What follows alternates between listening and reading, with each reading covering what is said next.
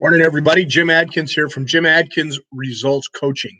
And today, more specifically, Jim Adkins White Tiger Martial Arts or Jim Adkins Kempo Karate, depending on what part of the country. Listen, today, right now in this video, I just want to address a little subject as we approach the end of 2019, heading to 2020. Most of you that are looking for growth or looking to, let's just say most everybody looks at the end of the year and they start planning their New Year's resolutions. And you've heard me talk about this before, and I'm going to talk about it a little bit right now, but I'm going to direct this video more toward the martial arts side of advice or teaching. It pertains to everybody, as all martial arts, well, most martial arts do if it's your lifestyle, right? But as we approach the end of the year and we're looking at the new year, what I ask my students to do, and you've heard me say this before, is rather than just make a New Year's resolution to make a change or to stop something or whatever, or to add something to your life that's beneficial, look back at the year that you've had and notice the wonderful things that you've done and pat yourself on the back. I know that we don't help people with the intention of getting a pat on the back. We do it because it's the right thing. We don't have integrity because we're looking for recognition as somebody who has integrity. We do it because it's the right thing. Honesty, intellect, respect, all of those things we do naturally, right? Because they're the right things to do, and that's who we are. But it's good from time to time to look back and notice the wonderful things that you've done. And it can be private, it can be, in your own downtime, whatever you want, but do it and remind yourself as you look at these sometimes insurmountable or in your imagination, they become insurmountable goals or, these lofty ideas that you're facing and you hit those walls from time to time and go, how am I ever going to accomplish this? We all go through it. Look back and remember how far you've come. It's a wonderful thing to do. So that's just step one today. But my title of this is Why Do Anything? And what I would like to remind you today is to, in the process of setting your goals or looking at the new year and looking at things that you want to do, remember why you want to do them. Okay? There are times, and I'm guilty of this myself a lot, when we take on more than is necessary. And if you're like me, sometimes I have a tendency to overpromise. And what I mean by that is not other people. I try to underpromise and overperform for other people, but for myself, I overpromise or I overschedule. I will find a gap in my day where there's nothing going on. Imagine that. And I will fill it with something else. And generally that snowballs into I'm doing everything. And from time to time, and this is what I wanted to talk to you about with the martial arts, I become the one who wants to be everything for everybody. And I've done it more than once in my career. Let me explain and see if this resonates with something you're going through. As a martial artist, I've been studying a long time, very long time, over 40 years. And when I say study, I don't mean practicing. I don't just go practice a move and that's it for 40 years. No. I dig in deep. I study it. I want to be the expert. I want to know why things are the way they are. So I have studied martial arts for a long time. And in return, part of my studies, I teach, because as a teacher, you learn so much more. So I've been teaching for pretty close to more than 40 years, okay? So I am very blessed with that ability. Because of that, I know a lot of stuff. And because of that, I agree to help try to show anybody who wants to learn everything they want to learn. And martial arts instructors, heads up. And maybe some of you don't do this yet. Maybe some of you have done this and corrected it already. But bear with me if you haven't. Some people may need this, okay? I need to speak it to remind myself. Do what you do and be the best at what you're the best at. Okay. I know I pick on MMA a lot, but it's easy to pick on them.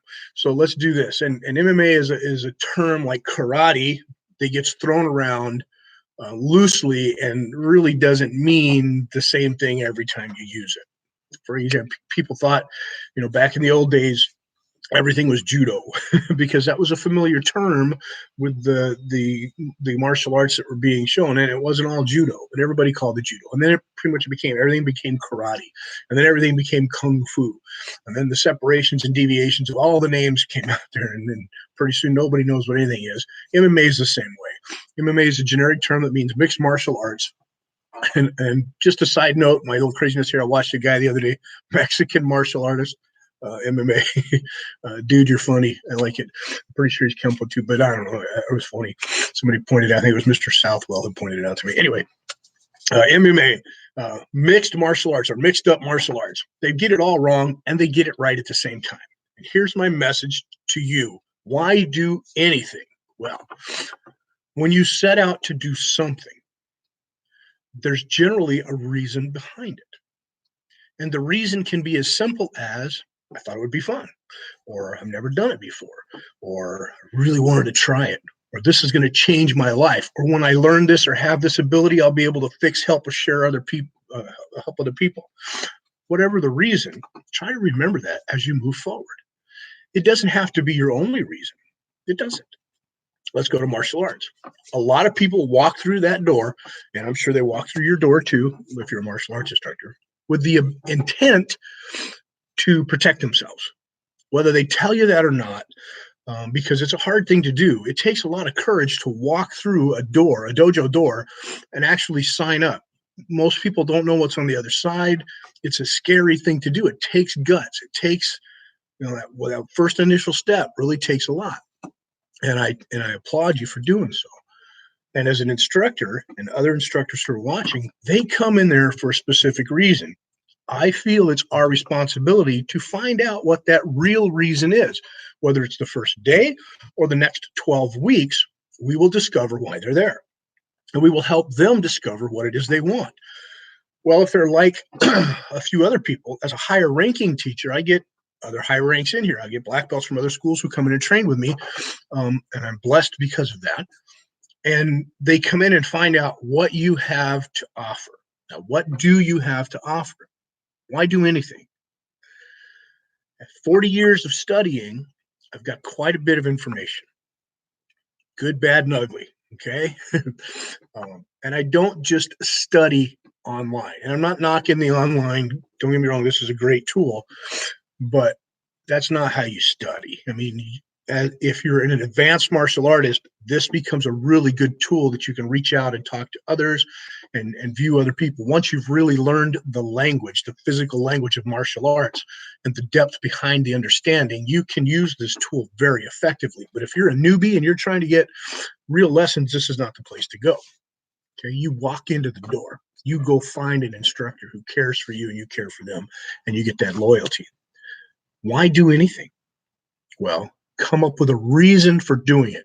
If you want to fight and you walk into a real martial arts school, your instructor will, one, help you see the real reason behind what you want to study, which may not be fighting at all. People misunderstand fighting for self-defense and self-defense for competition. All three very different. And then there's the artistic side of martial arts as well, and the spiritual side of martial arts. Can you get all of them in one place? No. I'll get back to that. Okay.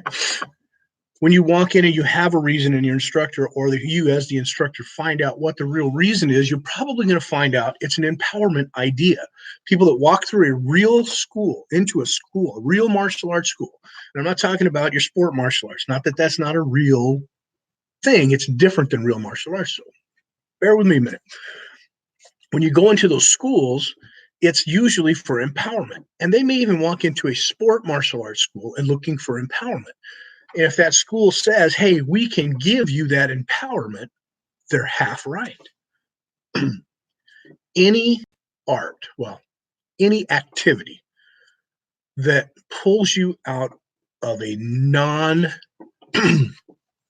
any activity that helps you move into an area that you've been uncomfortable moving into before, physically, mentally, spiritually, emotionally, helps you grow. One way or the other, you discover whether you hate it, love it, like it, can't do it, can do it, will do it, won't do it. Grow, right? The instructor who promises you the world can't give it to you. He cannot. Um, there are people out there who know quite a bit, and given enough time, you might be able to learn a piece of what they know. But if you're not ready to accept or learn what it is the lessons are teaching, you're only going to get a piece of it. If you go in looking for everything, you probably will find nothing. It's my advice. Why do anything? Well, find a reason and stick to it. Let's say you go in and you're looking for self-defense, and self-defense becomes your focus. And your teacher says, yes, I can share with you my ideas on self-defense. I can teach you self-defense. Or you find a real self-defense school that says, yes, that's what we do. Please come in and I will help you. And you start moving forward with self-defense. And you've discovered you've made the right choice. You found the right schools. The Kempo school are out there. They're doing really good. And you're in there for self-defense. And your teacher's focus is self-defense. Not every martial artist is truly focused on self-defense. They get convoluted and they get mixed up martial arts going on. And they get things like the sport confused with self-defense. They get the competition form of martial arts confused with self-defense. And pretty soon they want to share all of that with you. I do the same thing. And now you're confused, they're confused, what you're learning is confused, and you may get some benefit, but why do anything? What are you doing? Take this time right now, today, tomorrow, the next day, and rediscover what it is you're doing and why you're doing it. Make it simple. Keep it simple. There can be a ton of things you're doing and a ton of things you love. Bless your heart. I'm the same way. If you saw behind the scenes in here, you'd see a little bit of everything going on because I am very interested in a lot of things. Why do I do it? Well, it boils down to one or two things. The reason I surround myself with activities that help me learn is one, learning for me is growing, and growing for me is very important, and I love it. Two, the more I learn, the more I can help. That's why I do everything. Those two reasons. And they start with one reason, out of love. I don't do this to hurt people. I don't learn a lot so that I can be better than and put other people down or show other people where they're wrong. I don't train, practice, and drill self-defense skill sets that could destroy another human being or more than another human being to do so. It's not why I do things. I don't show other people the ability to do that with the intent that they're going to go squish or hurt or destroy or want to manipulate other people. And I think there's a lot of you out there like that. So where mixed up martial arts gets it right, when you go to the sport aspect and you want to be good in that sport. And again, MMA it's a generic term again, but most people associate it with the cage fighting, right? And that's where it is. And when you learn that, and you learn the rules, and you learn about your opponent, and listen to me, the physical training of some people, not all of them are the same, just like anything else, but there's some schools that have the physical ability to, it's a good workout. It's a good workout. A lot of them are very physically fit, and that's an awesome thing. But why are you doing it? Where's your mindset? Where's your heart? What are you really doing? Go there if that's what you want. The idea of mixing martial arts becomes a convoluted idea in a watered down situation, but can be very helpful. If you are looking for diversity and you walk into a Taekwondo school and they say, we teach Taekwondo, you're not going to get diversity. You're going to get Taekwondo, which is what they do best. And I hope that they do it the best they can. You walk into a Kempo school and they say, you're going to get all of this stuff. It's going to be watered down. Okay. I know a lot of different styles of martial arts. And when I say no, it doesn't mean I went out and got black belts in all of them, because I don't believe in, I mean, you can, because once you've learned the language, it's pretty easy to understand the depth and get to that point. But that's not the idea. The idea is do the best you can and be the best at what you're the best at. I'm a 10th degree black belt in American Kempo. You got to understand where my focus and my heart lies. Did I get black belts in ninjutsu? Yes. Yes. Why? Because it added to my Kempo back then. It added parts of my Kempo that were missing.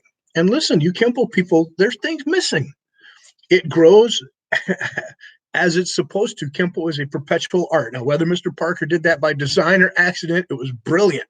Why? Because it gives the art the breathing room to become something else and become something better than itself, which is what we all want to do. So back in the old days when I first started studying, I learned that the weapons were missing and wrong, and the footwork was a little messed up. And some of the warrior mindset wasn't there. The spirituality wasn't there. The depth of the individual wasn't in my art at Kempo at the time. And I found that through ninjutsu, and I found that through Kung Fu with some of my other buddies, the softness, the soft and the hard, get back into it. So I took three arts and mixed them, mixed martial arts, right?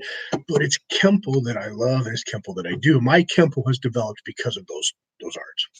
It's a different way to look at things, right? Why do anything? Well, why did I start training martial arts? It was self-defense.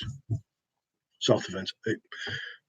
Well, let me take you back further than that.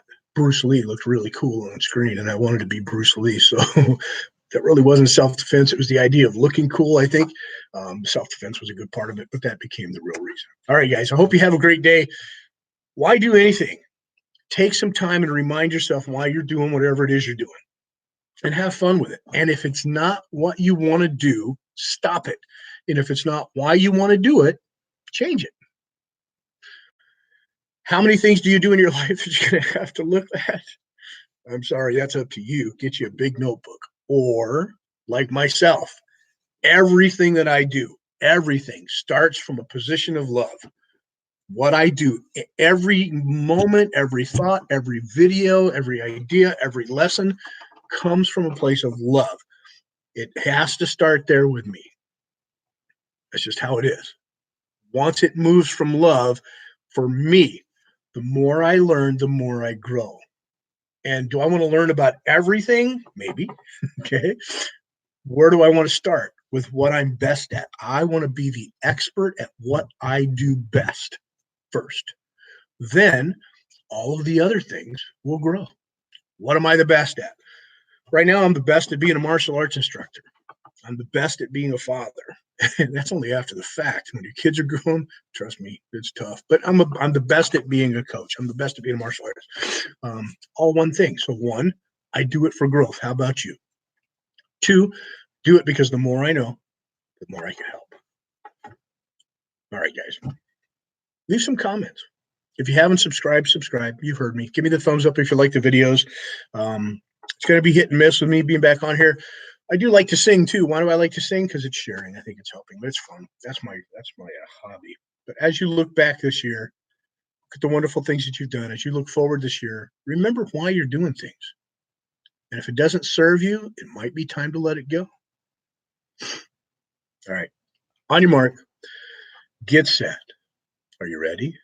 2020 is right around the corner. 2020 is hindsight, right? Grow.